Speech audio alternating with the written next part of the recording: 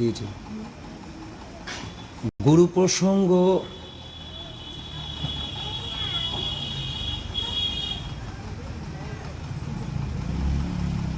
বলতে গেলে গুরুদেবের গুণকীর্তন করতে হয়।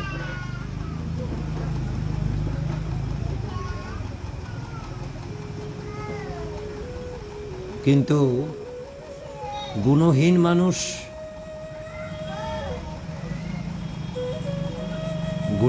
মানুষ কিভাবে গুণী ব্যক্তির প্রশংসা করবে? আমরা সত্যি কি গুরু ভক্তি পরায়ণ হতে পারছি? আমাদের ভক্তি কতটা, কিভাবে ভক্তি আমাদের করা উচিত?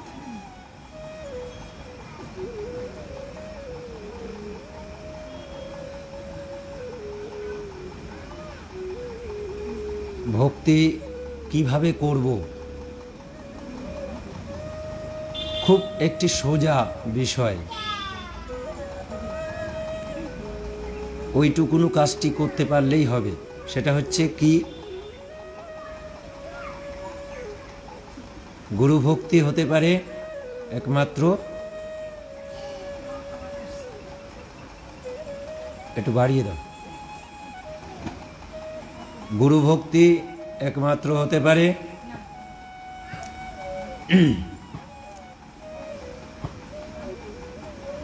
গুরু ভক্তি গুরুদেব যত উপদেশ দিয়েছেন আর এই ধর্মের যে যে নিয়ম তিনি আবিষ্কার করে আমাদের সম্মুখে প্রদান করেছেন, তা সুচারুরূপে পালন করাই হচ্ছে গুরুর প্রতি ভক্তি হবে।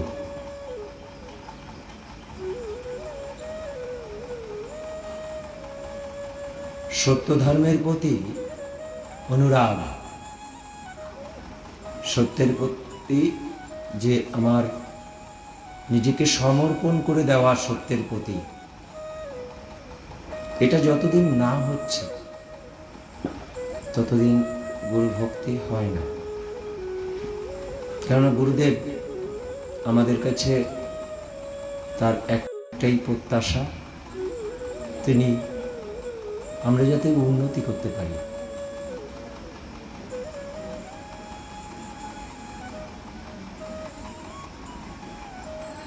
তিনি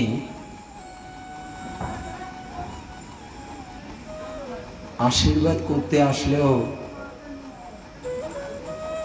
এতটাই ব্যস্ত যে পায়চারি করতে থাকেন।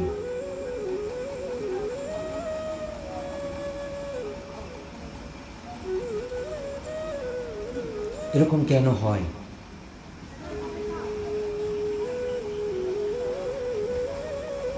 তার ভিতরে এখনো ক্ষোভ রয়ে আছে যে সত্য ধর্মের বার্তা মাঝে মাঝে খুশি হয়, কিন্তু মাঝে মাঝে তিনি বিষণ্ণ হয়ে পড়েন সত্য ধর্মের এহেন অবস্থা দেখে।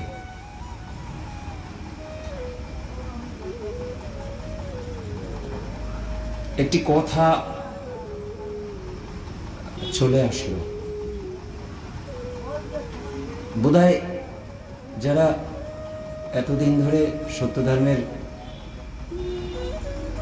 নানান উদ্ভট কথাবার্তা বলে এসছে, গল্প কথা শুনিয়ে এসছে, আমি তাদের উদ্দেশ্যে বলছি। খুব মনোযোগ সহকারে শুনলে ভালো হয়। যাদের শোনার কথা তাদের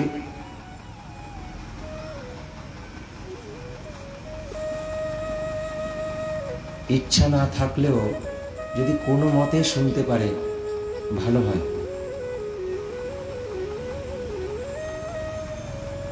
বেশ কিছুদিন ধরে সোশ্যাল মিডিয়াতে কিছু লেখনী ছাড়া হচ্ছে।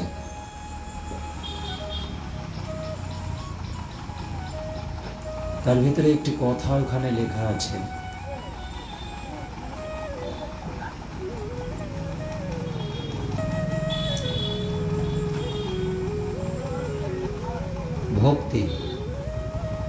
ভক্তির কথা বলতে গিয়ে ওখানে কথা বলা আছে। এখন অনেকে মনে করে বা বলে, গুরুদেব এসে বলে দিয়ে গেল, এই মহাত্মা এসে বলে দিয়ে গেছে, এই মহাত্মা এটা বলল, ওটা বলল।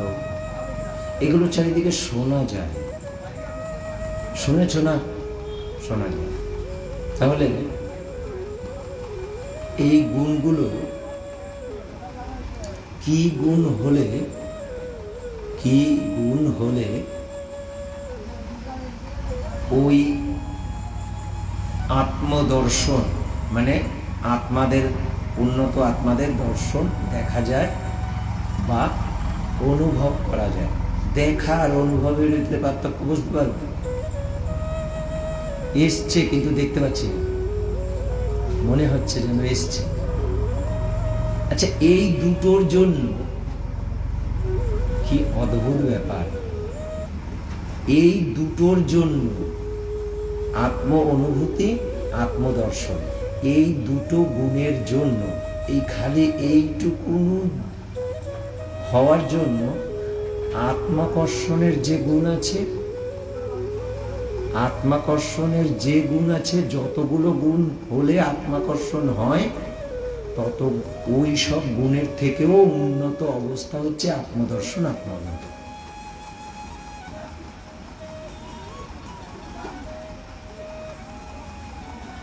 তাহলে সবাইকে একটি অনুরোধ করি, যারা নানান জায়গায় নানান গল্প করে বেড়াচ্ছে, তাদের উদ্দেশ্যে বলি, তারা যেন সাবধান থাকে।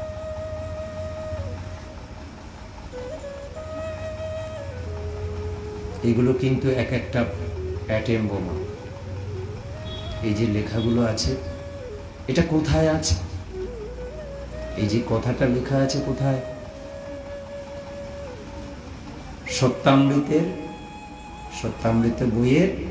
সত্যামৃত বইটা নাম দিয়েছিলেন মহাত্মা নিবা।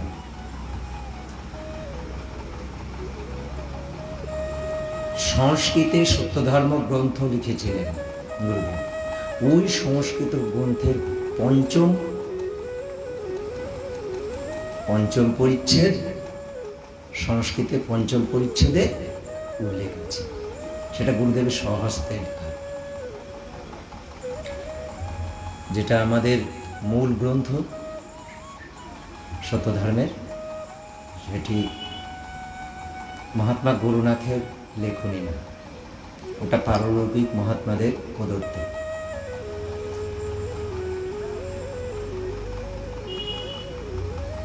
যে গুণ হওয়া দরকার,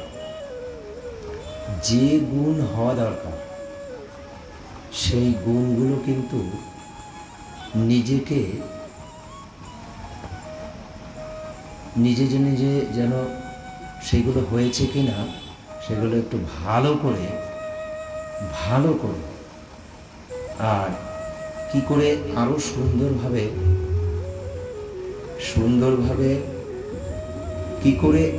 সুন্দরভাবে আমাদের জীবনে আমি সবাইকে এখানে যারা আছে তাদের একটি অনুরোধ করি, খুব তাড়াতাড়ি উন্নতি করে দেখাও।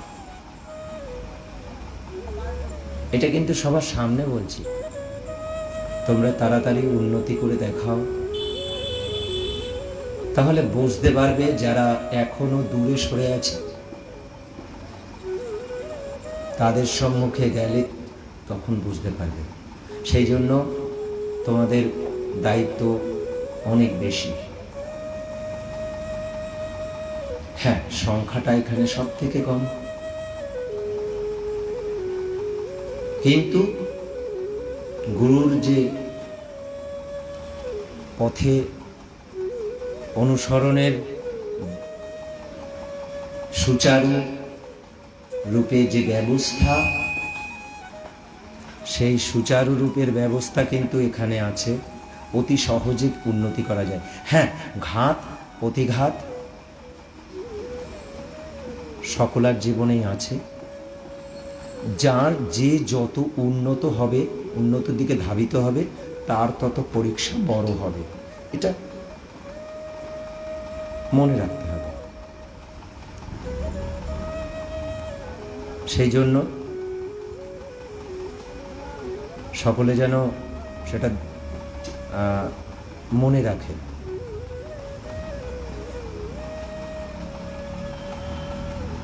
সকলের জীবনে গুরু মহিমা তো অবশ্যই আছে, সেটা আশীর্বাদের জন্য হয়। ওই যে আত্মদর্শন, আত্ম অনুভূতি, ওটা কিন্তু যারা সাধনা করে ওই জায়গাটায় গেছে। আর এগুলো হয় না যে এসে বলবে এটা করো ওটা করো।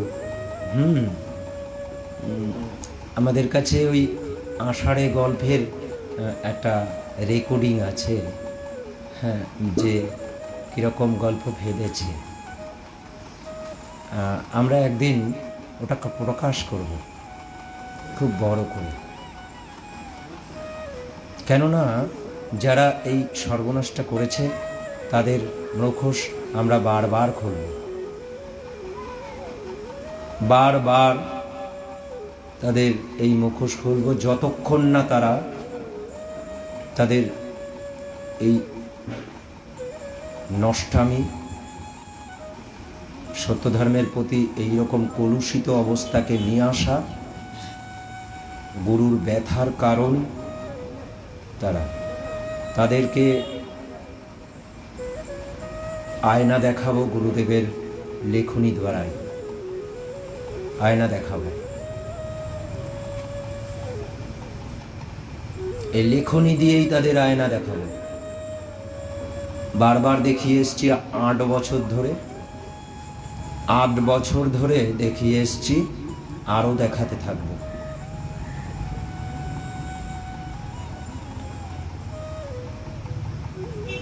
বন্ধ এদের করতেই হবে। আজকে বন্ধ করো বা কালকে বন্ধ করো।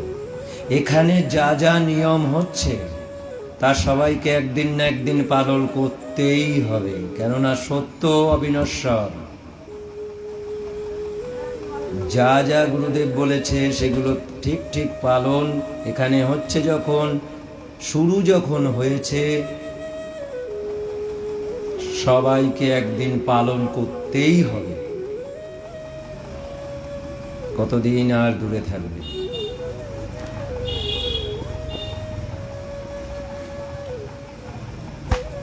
তাই গুরুদেব চাইছে কি আমাদের দ্বারা? গুরু চাইছে আমরা যাতে খুব তাড়াতাড়ি উন্নতি করতে পারি।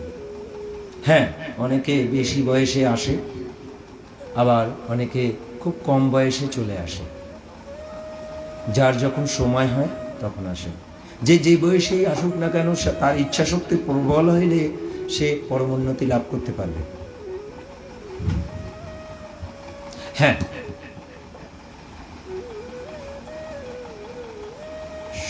এক এক বয়সের এক একটি স্বতন্ত্র নিয়ম যে আদিষ্ট হবে তিনি করে দেন। তার জন্য তার কথা, আদিষ্টের কথা অক্ষরে অক্ষরে পালন করাটা কর্তব্যের ভেতরে পড়ে। সেটা যদি ঠিক ঠিক করা যায়, খুব বেশি সময় লাগবে না আত্মোন্নতি। আর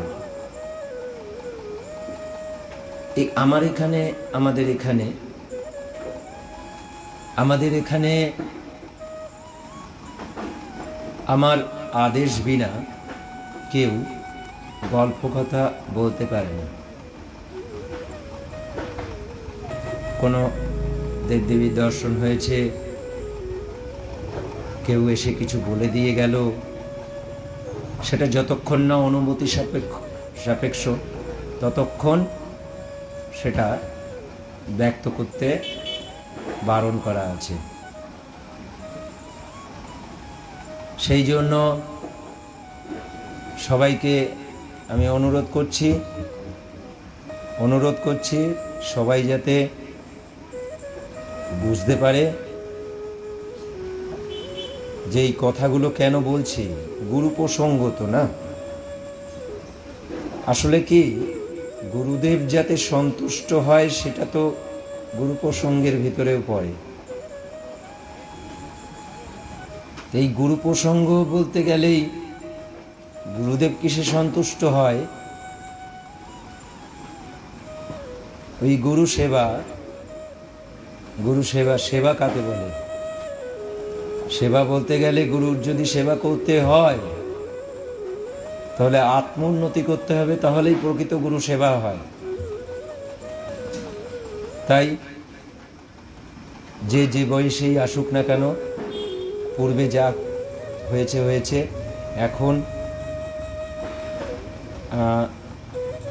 আশা করি সামনের মিলন উৎসবের থেকে সবাই একটা নতুন আঙ্গিকে নিজেদের স্থাপন করবার জন্য, আত্মোন্নতির দিকে স্থাপন করবার জন্য কয়েকটি সংকল্প সবাই নেবে। যেমন 1.5 বছর আগে গুরুদেব জানিয়ে দিয়ে গিয়েছিল যে এক মাস করে বছরে 3টে, মানে 1 বছরের ভিতরেই 3টে অধিবেশন করতে হবে। সেই অধিবেশন কবে হবে আমি বলতে পারিনি।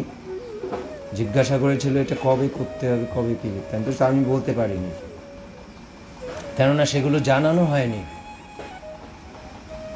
হয়নি। তাই তখন বলতে পারিনি, খালি বলেছি যে 1 মাস করে গুরুদেব জানিয়েছে, 1 মাস করে বছরে 3টে অধিবেশন করতে হবে। তা সেটা কবে হবে বলতে পারবো না। সেই সময় আসে এই মহামারীতে, এই পৃথিবীর সবথেকে ভয়াবহ মহামারীতে আমাদের সেই সুযোগ চলে আসে। কারো কোনো খরচা হয়নি। 1 মাস করে যদি অধিবেশন করতে হয় তাহলে অনেক খরচা হয় 1 মাসে। তা কারো কোনো খরচা করতে হয়নি। 1 মাস ধরে তারা প্রতিদিন 3 ঘন্টা করে 4টে উপাসনা তারা করেছে 100 দিন ধরে, টানা 100 দিন ধরে তারা উপাসনা করেছে। প্রতিদিন 1 ঘন্টা গুরু পুজো করতে হয়েছে এবং 4টে করে তারা উপাসনা করেছে সংসার জীবনযাপন করে। এই সৌভাগ্য সত্য ধর্মের ইতিহাসে এই সৌভাগ্য কজন লাভ করতে পেরেছে? আমার কাছে যারা আছে তাদের ভেতরে মুষ্টিমেয় কয়েকজন এই সৌভাগ্য লাভ করতে পেরেছিল। 100 দিন যখন শেষ হয় তার কিছুদিন বাদেই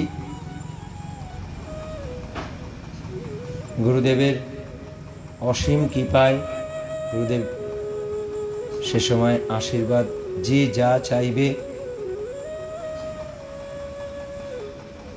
আশীর্বাদ পাবে, সেটা গুরুদেব ওই 100 দিনের সন্তুষ্টিতে তিনি প্রকাশ করেছিলেন।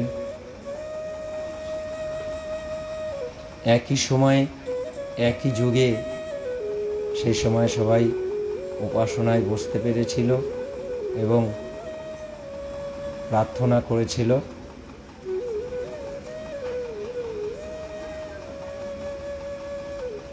তখন সেই প্রার্থনা, হ্যাঁ একটি কথা বলি, এখন আম গাছে কলা হয় না, আম গাছে, হ্যাঁ প্রশ্ন করেছে কোনো কেউ, হ্যাঁ বলো।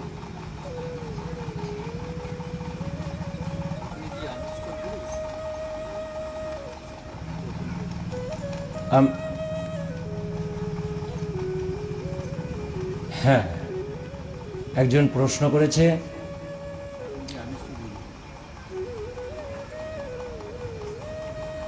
আমি যখন 11 সালে কল্যাণীতে শিশির উৎসব হয়, সে সময় আমার জ্যোতি দর্শন হয়, ব্রহ্মজ্যোতি দর্শন সেই সময় হয়।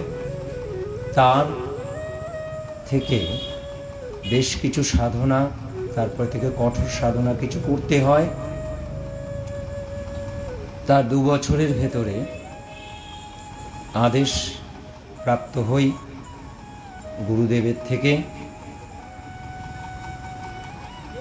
গুরুদেব পরে পরমপিতার কাছ থেকে আদেশ প্রাপ্ত হই এবং সেই আদেশ শিরোধার্য করে প্রথম 2 জনকে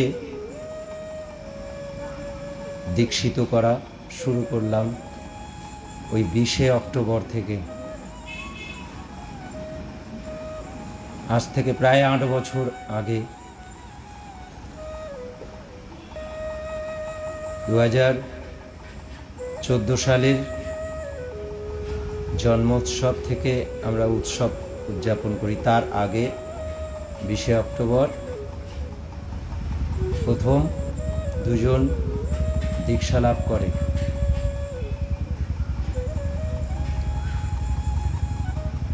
গুরুদেব তখনই বলেছিলেন,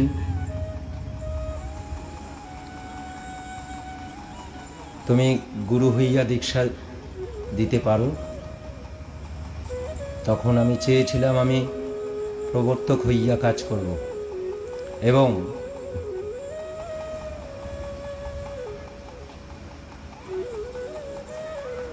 তুমি এখনই কাজ করা শুরু করো।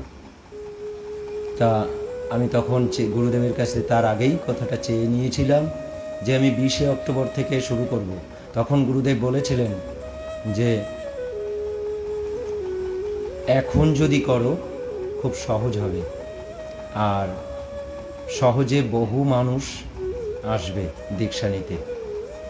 আর যদি তুমি 20 অক্টোবরে করো তাহলে তুমি একা হয়ে যাবে। আমি তখন আমার আশেপাশে যারা ছিল আমি এই বিষয়টা জানানোর পরে সঙ্গে সঙ্গে তারা বলে আমাদের দিয়ে তাহলে দীক্ষা দিয়ে দাও। তখন আমি বললাম না, গুরুদেবের কাছে আমি আদেশ নিয়েছি যে গুরুদেব বলে দিয়েছে 20 অক্টোবর হলে তুমি একা হয়ে যাবে। আমি একা হয়ে গিয়েছিলাম, আমাকে সবাই তাড়িয়ে ভরিয়ে দিয়েছিল। তারপর আমি সত্যি 20 অক্টোবরে আমি একাই হয়ে গিয়েছিলাম। তা 2 জন মাত্র তারা দীক্ষা পেয়েছিল গোপনে, ওটা গোপনই ছিল। কবে কি হয়েছে কি বৃত্তান্ত সেটা 20 অক্টোবরই হয়েছিল। তারপর হওয়ার পর এক এক করে আস্তে আস্তে আস্তে আস্তে 1 জন 2 জন 3 জন করে করে তখন গোপন মাধ্যমেই বেশি দীক্ষা হতো। এই দীক্ষা হতে হতে আজ একটি জায়গায় পৌঁছেছে। এবং সত্য ধর্মের প্রকৃত আয়না এখানে আছে, দেখে নিতে পারে। সমস্ত জায়গায় সত্য ধর্মকে এতদিন ধরে কলুষিত করা হয়েছে। সেই কলুষিত অবস্থা প্রথমে ঠিক করতে হচ্ছে। আজকে তারপরের থেকে সুদূর উড়িষ্যাবাসী থেকে শুরু করে নানান জায়গায় ধর্মপ্রচার করছি। সেখানে কাজ কিছু কিছু হচ্ছে, আরও করতে হবে। তার জন্য বই দরকার, উড়িয়া ভাষায় বই দরকার।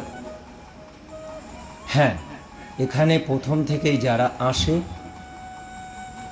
তাদেরকে প্রথমেই তৈরি করে দেওয়া হয় যে কল্পনা মাত্র মিথ্যা, মিথ্যা মাত্র পাপস্পর্শ হয় জানিবে।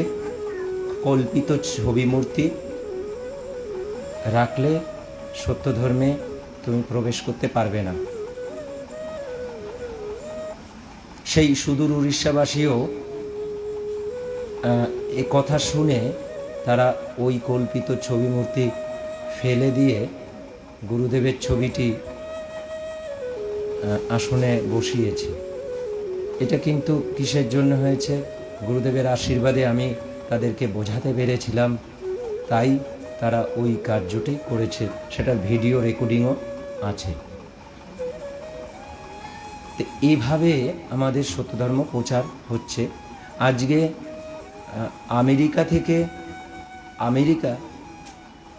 আমেরিকা থেকে শুরু করে ভারতবর্ষের কেন্দ্রীয় সরকার এবং পশ্চিমবঙ্গ সরকার সত্য ধর্মের বার্তা তাদেরকে পৌঁছাতে পেরেছি। তারা আমাদের ওয়েবসাইট থেকে শুরু করে সমস্ত মিডিয়া তারা ফলো করে। সত্যধর্মে এইটুকুনো করতে পেরেছি এখন। হ্যাঁ,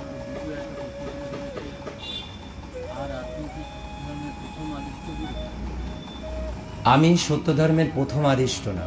সত্য ধর্মের প্রথম আদিষ্ট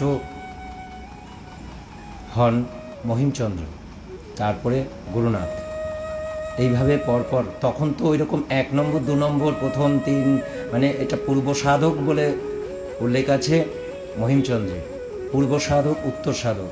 তারপর উত্তর সাধকই হচ্ছে প্রধান। উত্তর সাধক হচ্ছে প্রধান। কিন্তু সেই সময় অনেকেই একসঙ্গে দীক্ষা দিত। তার ভিতরে মহিমচন্দ্র দীক্ষা দিত, মহাত্মা গুরুনাথও দীক্ষা দিতেন। সেই সময় যারা যারা দীক্ষা দেওয়ার মতন উপযুক্ত হয়েছে তারা অনেকেই ছিল। তার ভিতরে 2 জনের নাম বললাম, তারা প্রথমের দিকে দীক্ষা দিয়েছে। তারপর মহাত্মা গুরুনাথের স্বহস্তে তৈরি 4 জন আদেশপ্রাপ্ত হয়। সেই 4 জনের নাম হচ্ছে মহাত্মা নিবারণ, মহাত্মা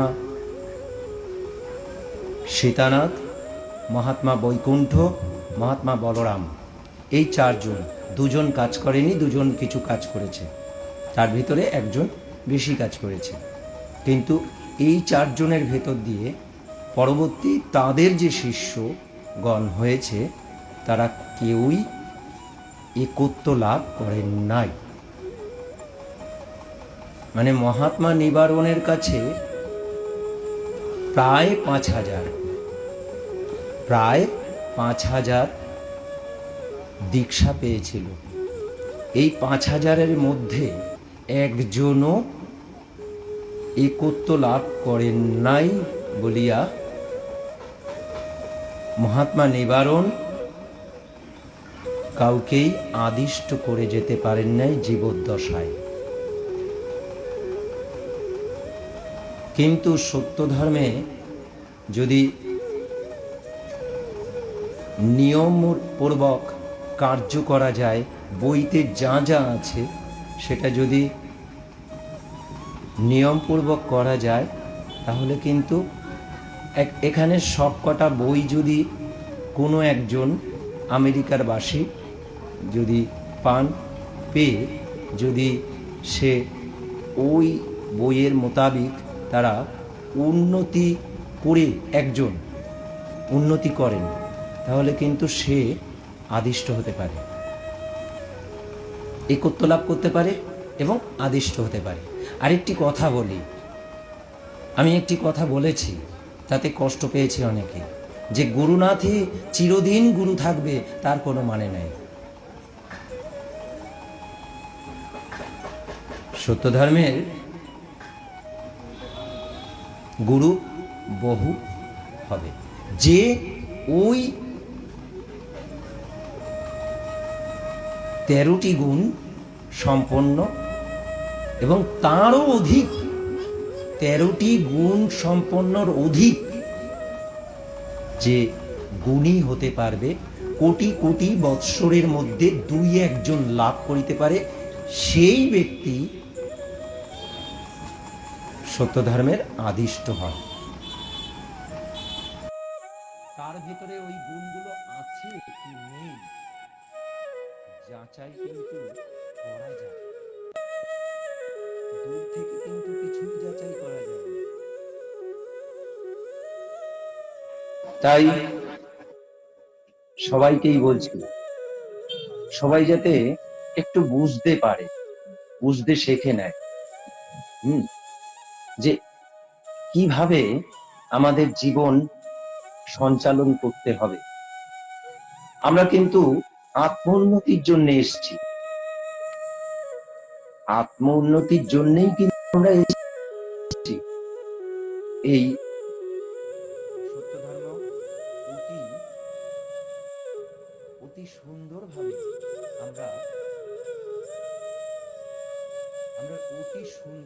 আমরা এটা উপস্থাপন করবার জায়গায় নিয়ে যাচ্ছি। আমার খুব আনন্দ হয়, মাঝে মাঝে আমাদের জীবনটা আমরা যদি সত্যি একটা মধুময় জীবন তৈরি করতে পারি। গুরু চেয়েছেন আমরা ফুলের মতন হই।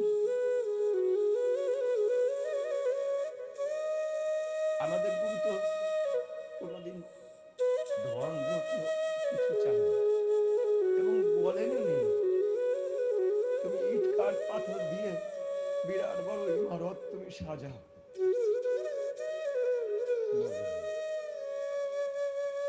সত্য ধর্মের আশ্রম হৃদয়, সত্য ধর্মের আশ্রম হৃদয়। পরম পিতাকে হৃদয়ে ধারণ করো। আচ্ছা, পরম পিতাকে হৃদয়ে ধারণ করাটা কিভাবে করব? খুব সহজ, আবার কঠিনও বটে। যারা অলস তাদের জন্য কঠিন, আর যারা অলস নয় তাদের জন্য সোজা। নিত্য পরম পিতার ধ্যানে নিমগ্ন হওয়াকে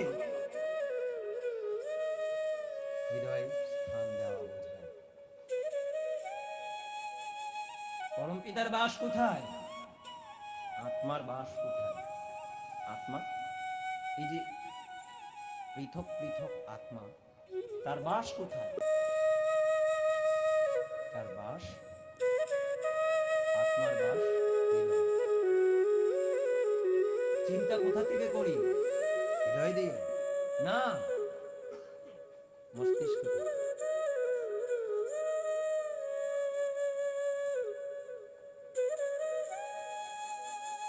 আমাদের কিন্তু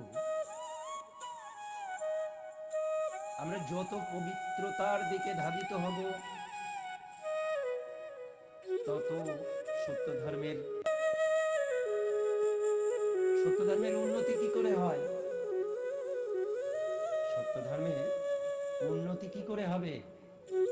যদি আত্ম উন্নতি করতে সমর্থ হয়, তাহলে সত্য ধর্মের উন্নতি হবে। সত্য ধর্মের উন্নতি এমন না যে পৃথিবীময় সবাইকে ছড়িয়ে দিলাম, সত্য ধর্ম সবাই জানলো, এইভাবে সত্য ধর্মের উন্নতি হয় না। সত্য ধর্মের উন্নতি আত্ম উন্নতি। তুমি আত্ম উন্নতি করতে পারলে, গুরুদেব একটা কথা বলেছে রিপালিতিতে, একটা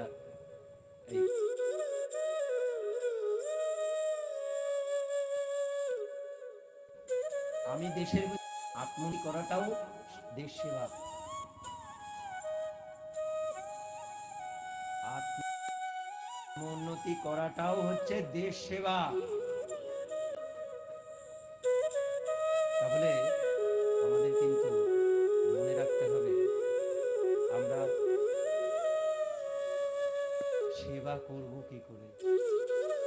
আমরা সেবা করতে পারি, আমরা সেবা করতে পারি তাড়াতাড়ি। তাই আমি বলছি, আমি সাহায্য করব,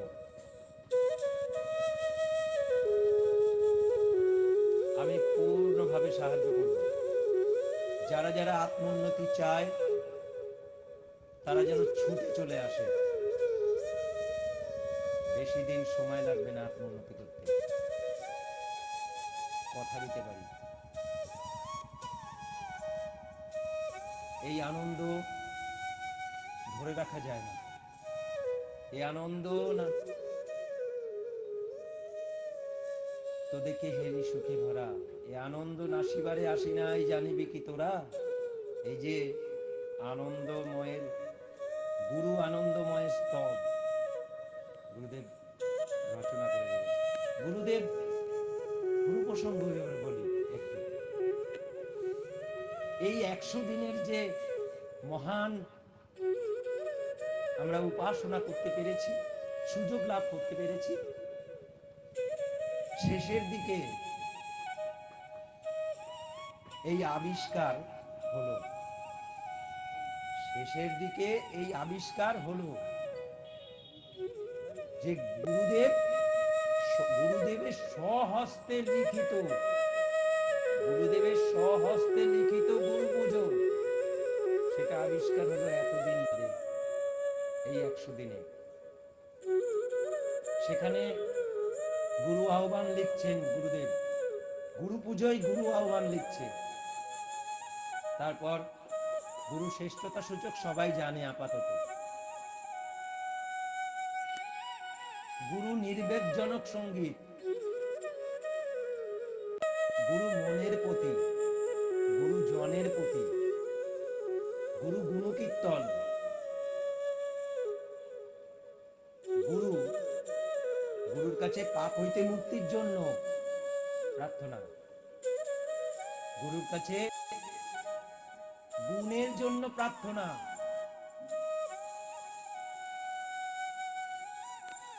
তারপর গুরু ধ্যান, ওটা তো গুরু ধ্যান করতে হবে, সেটা তো গুরুদেব বলেই দিয়ে গেছে। তারপর গুরু কৃপাময় স্তব বা গান, গুরু আনন্দময় স্তব বা গান করে দিয়ে গেছে। গুরু ধন্যবাদ সব লিপিবদ্ধ করে দিয়ে গেছে, ওই সঙ্গীত বইতেই আছে সব। হ্যাঁ,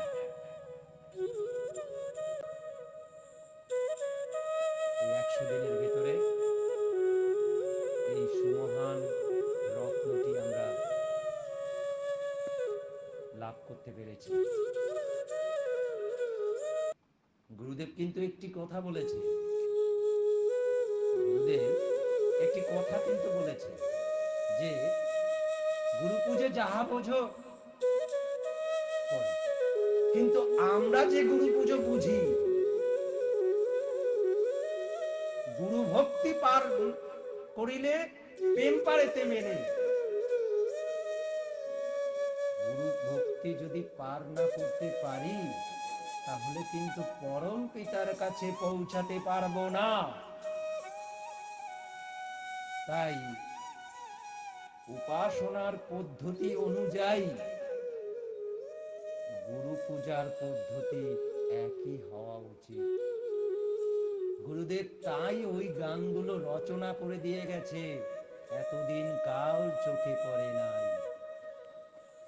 মাধ্যাকর্ষণ আগে ছিল, নিউটন আবিষ্কার করেছে, গুরুদেব কিন্তু লিখে দিয়ে গেছে। সেই গুরু পুজো এতদিন হয়নি, এই 100 দিনের পরের থেকে পরপর চলছে। আমরা দেই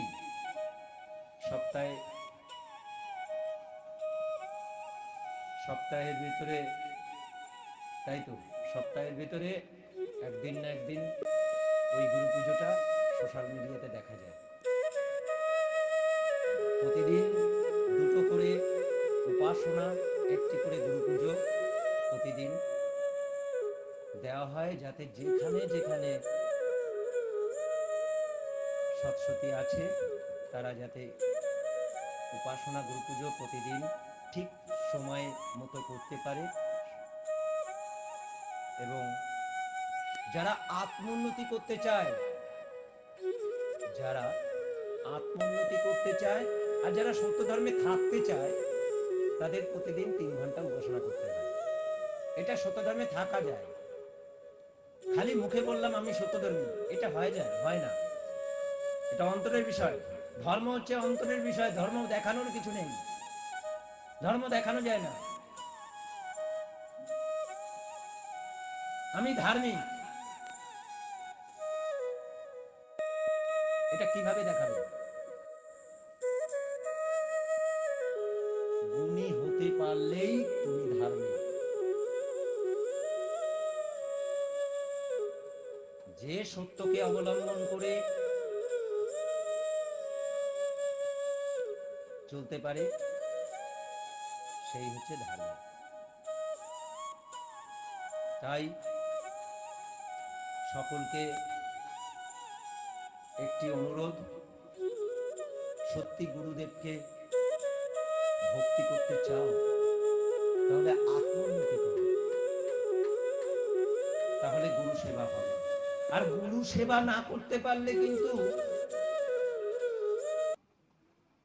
তোমার জীবন, এই জীবন শেষ, কোনো লাভ নেই। আমাদের মনে রাখতে হবে আমরা কিসের জন্য এসেছি। আর এই সুবর্ণ সুযোগ আমাদের যখন দিয়েছে, তাহলে আমরা এই সুবর্ণ সুযোগ হাতছাড়া করব কেন?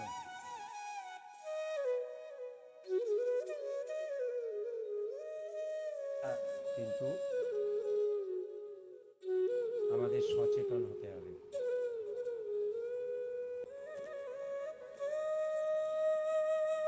সময় কিন্তু খুব কম, আর এই সময়ের ভিতরেই কিন্তু আত্মোন্নতি সম্ভব। সেই জন্য যত তাড়াতাড়ি পারো আত্মোন্নতি করো, তাহলে গুরু সেবা হবে। গুরুদেব সশরীরে থাকাকালীন একটি কথা বলেছিলেন, আমি ইহলোক ত্যাগ করিলে পরলোকে গিয়া বেশি কাজ করিতে সমর্থ হব এবং বেশি কাজ করি। তাহলে তিনি যখন বেশি কাজ করাটা কজন এখন বুঝছে, আমরা কিন্তু বুঝতে পারছি তিনি বেশি কাজ করছেন। এতদিন তিনি কাজই করতে পারেন,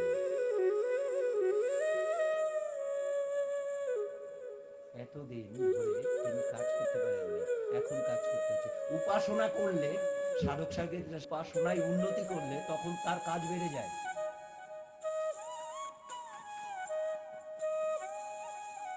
এটা যারা আমার কাছাকাছি আছে, যারা উপাসনা রেগুলার রোজ করে, তারা বুঝতে পারে যে গুরুদেব কেমন ভাবে সদা জাগ্রত।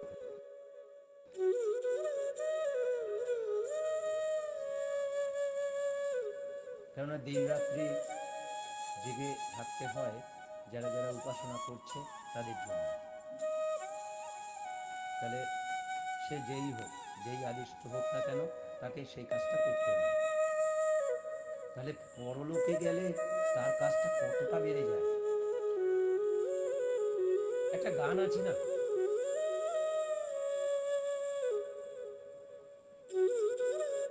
আমাকে যখন আমি তোমার হাতে তুলে দেই, তুমি আমার কাজ করো। ওই হাতে যখন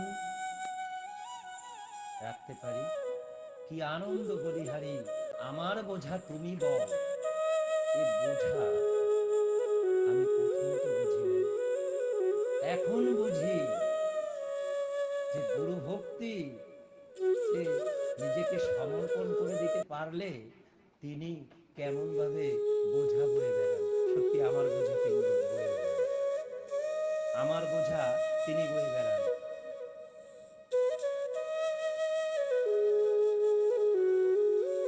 আমি তাকে নিয়ে যাবো কি, আমাকে নিয়ে যায় গুরুদেব।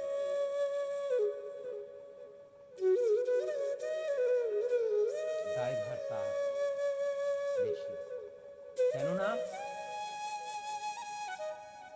আমি যে প্রবর্তক কাজ করছি, আমি তো ম্যানেজারের মতন কাজ করছি। প্রবর্তক হচ্ছে ম্যানেজারের মতন, মালিক না। মালিক তো গুরুদেব, আমি ম্যানেজারের মতন কাজ করছি।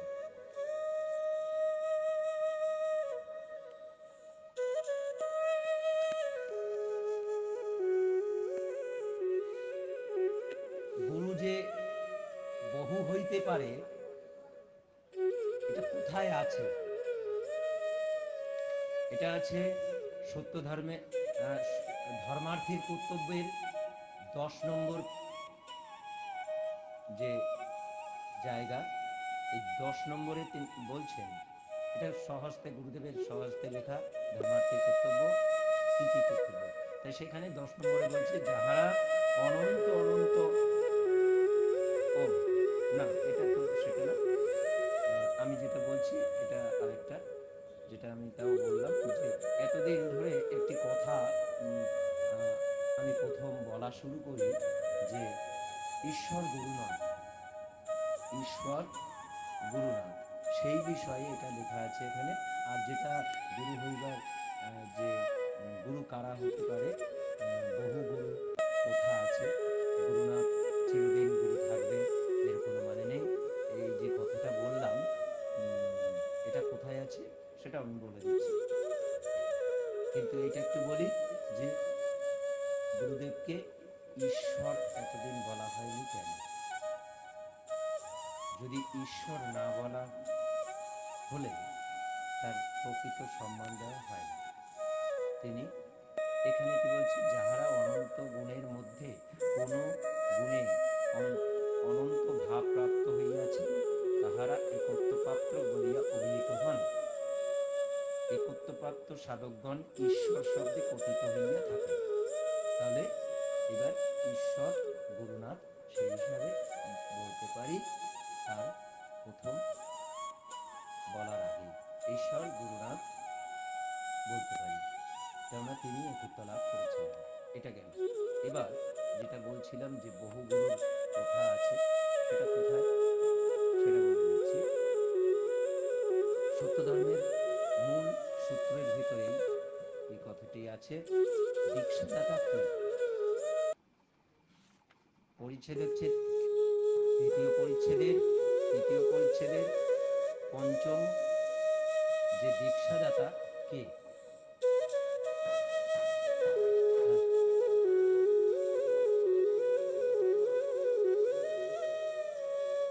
না, মহাত্মা কাদের বলা হয় একটু বলে দিই।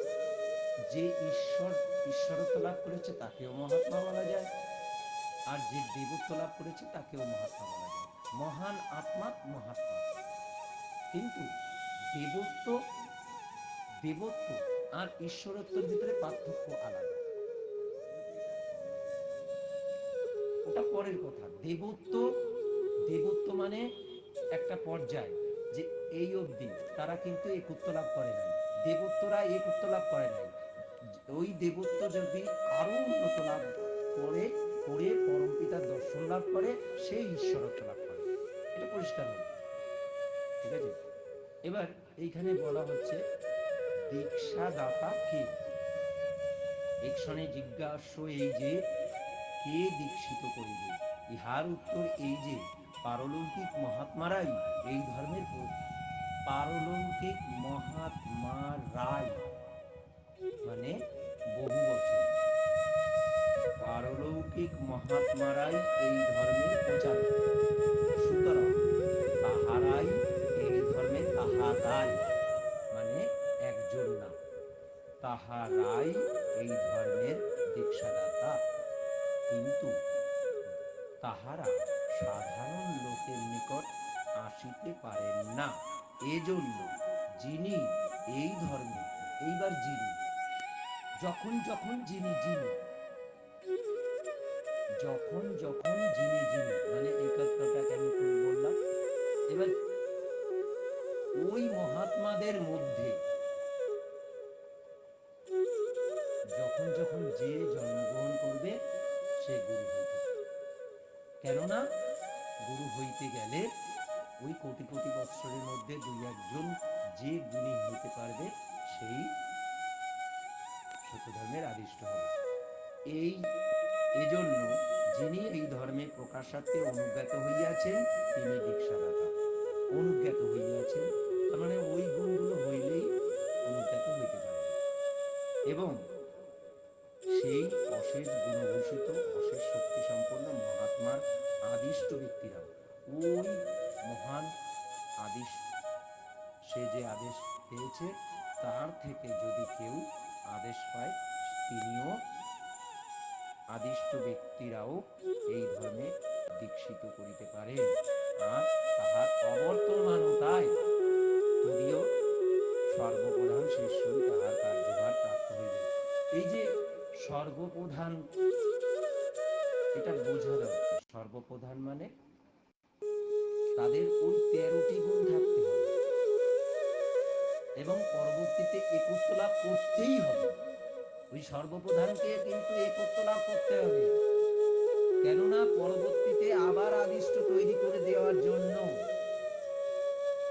ওই সর্বপ্রধানকে কিন্তু, সর্বপ্রধান শেষের কথা বলা হচ্ছে, তাহলে কি এরপরে সত্যধর্ম শেষ, ওখান থেকে আর সত্যধর্ম বোঝা হবে। তো ওখান থেকে প্রোটেকশন বন্ধ, ওখান থেকে সত্যধর্ম বন্ধ, এটা হবে কি না, হতে পারে না। সত্যধর্ম প্রচার হবে। আত্মোন্নতির জন্য সত্যধর্ম এসছে, সাধারণ তারা একত্ব লাভ করতে পারে তার জন্য সত্যধর্ম এসছে। তাই সত্যধর্মের এখানে কিন্তু শেষ না, এখান থেকে শেষ মানে একটাই শুরু। এই যে সর্বপ্রধান, সর্বপ্রধান কাকে বলছে? ওই 13টি গুণ সম্পন্ন ব্যক্তি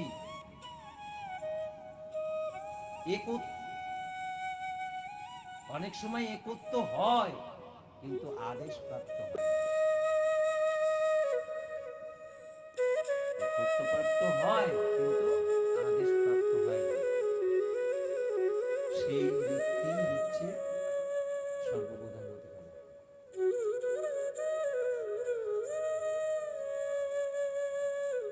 বা একত্ব প্রাপ্ত হতে পারে নাই কিন্তু সর্বপ্রধান হয়ে কাজ করছে, কিন্তু তাকে একত্ব কিছুদিনের ভিতরে হতে হবে। কেননা পরবর্তী আবার সত্যধর্মকে এগিয়ে নিয়ে যাওয়ার জন্য একত্বপ্রাপ্ত সাধকের, একত্বপ্রাপ্ত সাধক ছাড়া সত্যধর্মের আদিষ্ট হওয়া যায় না।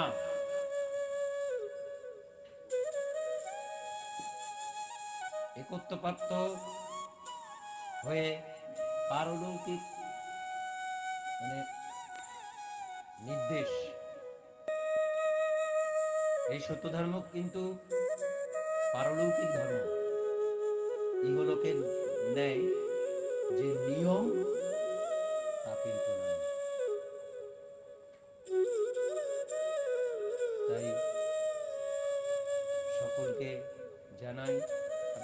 প্রশ্ন করুন। আমি জানি এভাবে প্রশ্ন না করে যেটা নতুন কথা শোনা হলো সেটা নিয়ে প্রশ্ন করলে ভালো হয়। এই আমি জানি করে 8 বছর ধরে মুখ থুবড়ে থুবড়ে পড়েছে, কেননা এখানে যাবতীয় প্রশ্নের উত্তর দেওয়া হয় সত্য ধর্মের বই খুলে খুলে, কোথায় কি বলেছে। এখানে যা যাই হয়, যেমন ত্রিসন্ধ্যা গুরু পুজো করা হয়, এখানে সত্য ধর্ম উৎসব একটা শিক্ষা কেন্দ্র। সেই শিক্ষা কেন্দ্রে যদি পঞ্চসময় উপাসনা না হয় এবং নিত্য উপাসনায় কিভাবে রত হওয়া যায় তার সূত্র যদি উৎসবের ভিতরে না থাকে, এবং ত্রিসন্ধ্যা গুরু পুজো করলে মোহ দূর হয়, সংসারের মোহ, সন্তানের মোহ, অন্যান্য বিষয়ে আসক্তির মোহ, অষ্টপাশ ষড়রিপুর মোহ, এরকম নানান মোহ থেকে দূর হতে পারে একটি সহজ পদ্ধতি হচ্ছে ত্রিসন্ধ্যা গুরু পুজো। এই ত্রিসন্ধ্যা গুরু পুজো যারা যারা শুরু করেছে, বন্ধ করেনি, তাদের কিন্তু বেশি দিন সময় লাগবে না যে মোহ দূর হতে। এটা যতক্ষণ না করছে বোঝা যাবে না। যদি একদিন যদি বাদ দেয় তাহলে কিন্তু হবে না। আমি বারবার বলছি, একদিন দুদিন বাদ দিলে হবে না, প্রতিদিন ত্রিসন্ধ্যা মানে গুরু পুজোটা করতে হবে। করলে তাহলে কিন্তু খুব সহজে মোহ দূর হবেই হবে, একদম লিপিবদ্ধ করা আছে।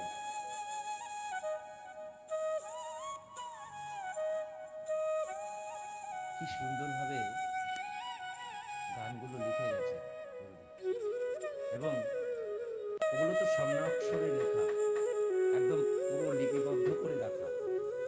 তিনি যা সত্য তাই লিখে গেছেন, তাহলে সেগুলো কি একটু পরীক্ষা করে দেখবো না সত্যি এগুলো হয় কি হয় না? হ্যাঁ, ফাঁকি যে মারবে সে তো ফাঁকে থাকবে, কিন্তু ফাঁকি এখানে মারা যায় না। যারা উপাসনা করে তারা ঠিক জানে যে এখানে ফাঁকি মারার জায়গা নেই। যে ফাঁকি মারবে সে মানে বলে দেয় তো, আর যে এখানে ফাঁকি মারবে সে আমার এখানে থাকতে পারে না। আর অনেকেই আছে আমার কাছে আছে ফাঁকিও মারে, ফাঁকি মারে কিন্তু আছে, তার সংখ্যাও কম না। আর আমি যেটা করি সেটা কিন্তু সম্মুখে, কোনো নাটকবাজি নেই। আমি উৎসবের উপাসনার ভেতর দিয়ে আমি কাউকে বকছি, এটা করতে হবে ওটা করতে হবে, এখানে নাটকবাজি নেই, এখানে সাধকগিরি দেখানোর কোনো জায়গা নেই। উন্নতি উন্নতি অন্তরের বিষয়, উন্নতি তো পোশাক পরিচ্ছদে উন্নতি হয় না, কথাবার্তার হাব ভাবে উন্নতি বোঝা যায় না। এখন যদি কেউ কঠোর গুণে, বীর গুণে, বীর গুণে যদি একত্ব পায়, তাহলে কি সে কি এরকম থাকবে না? এরকম থাকবে, তার মনোভাব কেমন হবে? বীর গুণে একত্ব হলে না, এখন না না, গুণের যেমন প্রেম হচ্ছে কোমল স্বভাব, প্রেম হচ্ছে নরম। এখন নরম বুঝবো কি করে? প্রেম যে নরম সেটা বুঝবো কি করে? মানে গুণকে বুঝতে গেলে গুণী হতে হয়, গুণকে বুঝতে গেলে গুণী হতে হয়, গুণী না হলে গুণ বোঝা যায় না। যে যত গুণী হতে পেরেছে সে তত গুণকে বুঝতে পেরেছে। গুণ কাকে বলে? কালকেও বলেছি, এখানে কিন্তু একদম লিখিতভাবে কথা দিয়ে দেওয়া হয় যে তোমার উন্নতি হবে, তুমি এইটুকুন উপাসনা করো, ঠিক করে উপাসনা করো, এইটুকুন করো। আর এখন যেভাবে উপাসনা সাজানো হয়েছে একদম 100-তে 100, কিচ্ছু করার নেই, 100-তে 100 পাবেই সে। তুমি এইটুকুন উপাসনা করো, তোমাকে বাধ্য পরম পিতার প্রদত্ত এই সত্য ধর্ম, পরম পিতার দ্বারা রচিত গুরুর বাক্য, গুরুর বাক্য মানে পরম পিতার বাক্য। ওই উপাসনা খণ্ডের শেষের দিকে যে উপাসনা প্রণালী মানে উপাসনা করার সূত্র দিয়ে গেছে, সেই সূত্র পরম পিতার সূত্র, সেটা সাধারণের জন্য, সাধারণের জন্য সেই সূত্র।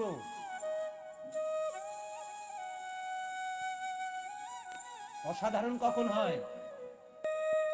অসাধারণ কখন হয়? প্রেমময়ী অবস্থা হইলেই অসাধারণ হয়। প্রেমময়ী অবস্থা কি? প্রেমময়ী অবস্থা, গানময়ী অবস্থা, ভাবিজ্ঞানময়ী অবস্থা, দূরদর্শনময়ী অবস্থা, এই যে অবস্থাগুলো একত্রিত হয়ে প্রেমময়ী অবস্থা বলা হয়। নিরন্তর পরমপিতার ধ্যানে নিমগ্ন হয়ে থাকা, চাওয়া পাওয়া থাকে না, লাভালাভের অপেক্ষা করে না, কেবল অভিষ্টকে পাইবার জন্য পবিত্র করে, সেই অবস্থায় থাকা। এই অবস্থায় যে থাকতে পেরেছে সে হচ্ছে অসাধারণ, আর সবাই সাধারণ। একটি দুটি একত্ব পেলেও সেও সাধারণ। সত্য ধর্মে আমি প্রমাণ করে দেব, 13টি গুণ বিশিষ্ট হইলে সত্য ধর্ম লাভ করিতে পারে।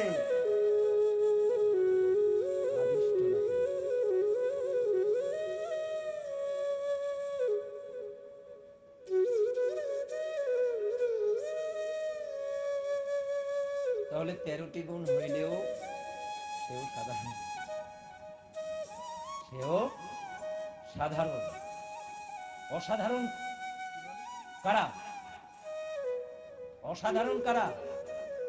কোটি কোটি বৎসরের 2-1 জন, তারা অসাধারণ, আর সব সাধারণ।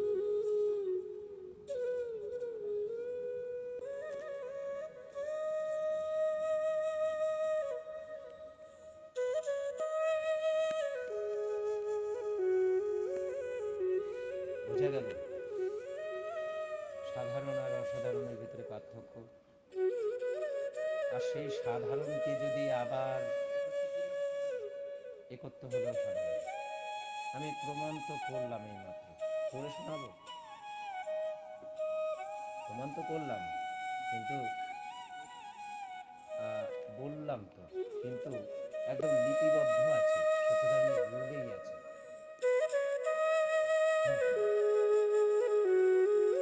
এখানে বলছে কি কি 13টি গুণের কথা বলছে। এখানে কি বলছে? সত্য ধর্ম পাইতে গেলে সেই সময় 1885 20 অক্টোবরের আগের কিন্তু কথা বলছে, তার যুগ যুগ আগে, বহু যুগ আগে থেকে যে নিয়ম, একমাত্র এটা পরলোকে ছিল, পরলোকেই সত্য ধর্ম পেত। কারা পেত? সেখানে বলছে, আমি এবার এটা বিস্তারিত বলি, তাহলে সাধারণ আর অসাধারণের ভিতরে পার্থক্যটা এখানে পরিষ্কার আছে। কিভাবে বলছি? যে ব্যক্তি প্রেম, সরলতা, পবিত্রতা, একাগ্রতা, ভক্তি ও ঈশ্বর জ্ঞান আছে। ঈশ্বর জ্ঞান, ঈশ্বর জ্ঞান কি? মানব ঈশ্বর জ্ঞান কি? ঈশ্বরকে যে জানে, ঈশ্বরকে যে দেখেছে, এখানে দর্শনের কথা আছে। তাহলে ঈশ্বর জ্ঞান মানে ঈশ্বরকে যে দেখেছে বা ঈশ্বরকে যে জানে, বুঝা গেল? এটা 5 নম্বর। ভক্তি ও ঈশ্বর জ্ঞান আছে, এবং যাহার মন কুপথে গমন করে না। আচ্ছা, যাহার মন পথে গমন করে না, এটা কখন হয় না? এটা হচ্ছে অষ্টপাশ ষড়রূপকে দমন যে করতে পেরে গেছে, তার মন কুপথে গমন করে না। হয়ে গেল। সম্পত্তি বিষয়ে নিষ্ক্রিয়তা, লোভ থাকে না কোনো কিছু, সম্পত্তির বিষয়ে নিষ্ক্রিয়তা। নিষ্পাপ অবস্থা, মূর্তিমতী পবিত্রতা। আচ্ছা, পবিত্রতা একটা আগে বলেছে না, 3 নম্বরে একটা পবিত্রতা বলেছে। আর আচ্ছা, তাহলে পবিত্রতা গুণটা পড়ো একবার, গুরুদেবের লেখা পবিত্রতা গুণটা যদি পড়তে পারো, সেখানে একত্ব, অনেকগুলো একত্ব পেলে পবিত্র হইলে হইতে পারে, হবেই, তার কোনো মানে নেই। তার মানে অনেকগুলো একত্ব হলেও যে পবিত্রতা গুণ হবে তার কোনো মানে নেই। আমি যেন এতদিনে সত্যধর্ম কঠিন করে ফেলেছিলাম আমি এসে, কেননা এইখানে এই যে 13টি গুণ হইলে আত্মাকর্ষণ হইতে পারে, তাহলে আত্মাকর্ষণের থেকেও আত্মদর্শন আর আত্ম অনুভূতি, এটা অনেক উন্নত। কঠিন করে ফেলেছি না? এতদিন তো গালগপ্প শোনা হয়েছে অনেক, আমার মনে হয়। তার নিষ্পাপ অবস্থা, মূর্তিমতী পবিত্রতা, তদীয় এই যে অন্যদীয় পাপ গ্রহণ সমতা, এটা কি এত সোজা? অন্যের পাপ গ্রহণ করবার সমতা, লোকের উপকার ভিন্ন অপকার করিবে না, এই বিষয় দৃঢ় নিশ্চয়তা, এইটা কি এত সোজা?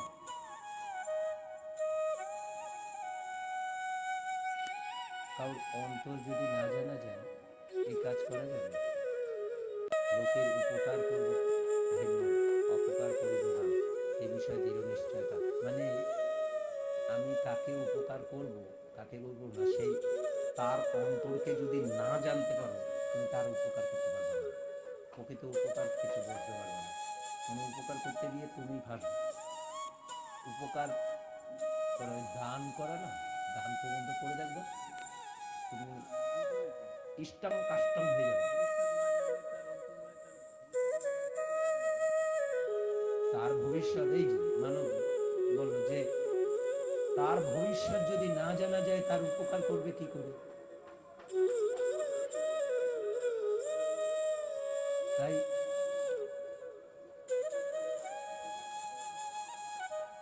সিদ্ধি সমূহ লাভের উপযুক্ত গুণ, সিদ্ধি 11 নম্বর, সিদ্ধি সমূহ লাভের উপযুক্ত গুণ।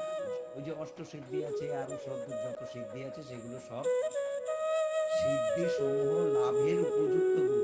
তার মানে সিদ্ধি লাভ করতে পারে সেই সব গুণগুলো থাকতে হবে তার মধ্যে। কাম ক্রোধহীনতা, কাম ক্রোধহীনতা, অন্তত সমস্ত মনুষ্যকে সহধর্ম দর্শন তদনুরূপ আচরণ করা, এটা কি এত সোজা? এটা লাস্টে দিয়েছে, মনে হয় কি সব থেকে সোজা, কিন্তু এটা সব থেকে কঠিন। জানি একত্বপ্রাপ্ত বোধহয় সোজা, কিন্তু এইটা সোজা না। এই যে অন্তত সমস্ত মনুষ্যকে সহধর্ম দর্শন তদনুরূপ আচরণ করা, এটা সোজা না, খুব কঠিন।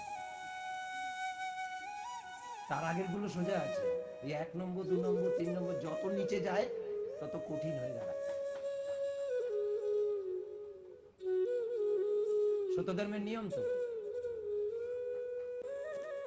যত নিচের দিকে নামে তত উন্নত। প্রথম কি হয়?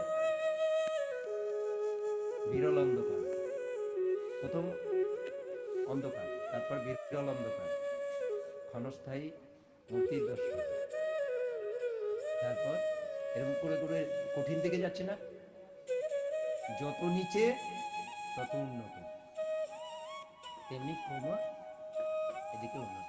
তাহলে এই যে 13টি, এই 13টির কথা, এ তো গেল দ্বিতীয় পরিচ্ছেদ, 13টি গুণের কথা বলেছে। তৃতীয় পরিচ্ছেদে বলছে দ্বিতীয় পরিচ্ছেদ, প্রথম পরিচ্ছেদে ওই কথাটা বললো, তারপরে দ্বিতীয় পরিচ্ছেদে বলছে প্রথম পরিচ্ছেদের শেষ ভাগে যে সকল গুণের উল্লেখ করা হইয়াছে, ওই সকল গুণ বিশিষ্ট হইলে পারলৌকিক মহাত্মাদিগের নিকট হইতে এই ধর্ম লাভ করা যায়।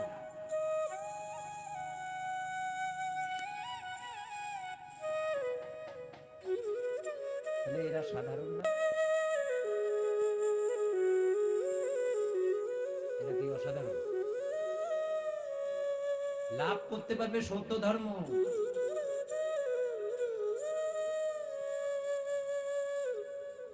কার কাছ থেকে লাভ করতে পারবে?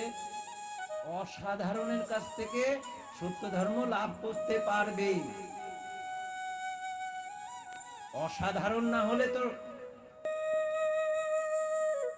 তার মানে ওই 13টি গুণ কিন্তু সাধারণ,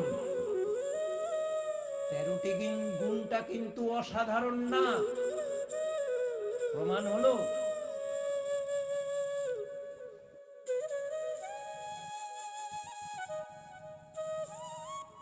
তারপর বলছে ওই কিন্তু ওই সকল সাধারণের লাভ করা দূরে থাকুক। এই যে সাধারণ শব্দ, এই দেখো সাধারণ শব্দ, দেখলে? এই যে সাধারণ লিখেছে, এই যে এরা যে সাধারণ, 13টি গুণ হইলে যে সাধারণ, এখানে লিখছে। এতদিন কাল চোখে পড়েনি সাধারণ আর অসাধারণ কোথায় লিখছে। কিন্তু এই সকল গুণ সাধারণের লাভ, মানে ওই যে এরা এই যে 13টি গুণ, এটা হচ্ছে সাধারণ। তাই বলছে সাধারণের লাভ করা দূরে থাকুক। কোটি কোটি বৎসরের ভূমণ্ডল, কোটি কোটি বৎসরের মধ্যে কদাচিৎ 2-1 জন লাভ করিতে পারে ওই সব গুণগুলো। ওরা সাধারণ, আর এই যে কোটি কোটি বৎসরের মধ্যে 2-1 জন লাভ করিতে পারেন, এজন্য কেবল পূর্ব উপায়ে এই ধর্ম সাধারণের সুপ্রাপ্য নহে, অথচ অনন্ত করুণাময়ের পরম পিতার ইচ্ছা এই যে এই ধর্ম সাধারণের সুপ্রাপ্য হয়, এই জন্য উপযুক্ত। এখন ওদের ওই যে 13টি গুণ কথা যে বললো, ওই 13টি গুণ কিন্তু বলে সত্য ধর্ম লাভ করতে পারবে। তার মানে এতদিন ধরে পরলোকে কেউ তেমন ভাবে সত্য ধর্ম লাভ করতে পারেন না। মূল কথা তো তাই। তাহলে ওই গুণগুলো কোটি কোটি বছর 2-1 জন লাভ করতে পারে। তাহলে কোটি কোটি বছর মধ্যে 2-1 জন যেই ব্যক্তি, সেই হচ্ছে অসাধারণ। পরিষ্কার বোঝা গেল? এই হচ্ছে সাধারণ আর অসাধারণের ভিতরে পার্থক্য। দ্বিতীয় পরিচ্ছেদের, সত্য ধর্মের দ্বিতীয় পরিচ্ছেদের সাধারণ এবং অসাধারণের মাত্রা বলে দিয়েছে। আরো যদি বিস্তারিত বলতে হয় আমি পরে লিখিতভাবে জানাবো। এবার সাধারণের জন্য এই উপাসনা প্রণালী দিয়েছে। তারপরে যারা যারা ওখানে কলম চালিয়েছে, মাতব্বরি করেছে, তাদের জীবনে সত্য ধর্ম প্রদর্শিত, তাদের দ্বারাই সত্য ধর্ম প্রদর্শিত হয়েছে দিনের পর দিন। আর সেগুলোকে আমি ঠিক করার জন্য এসেছি। তার জন্য আমাকে তিরস্কার পেতে হয়।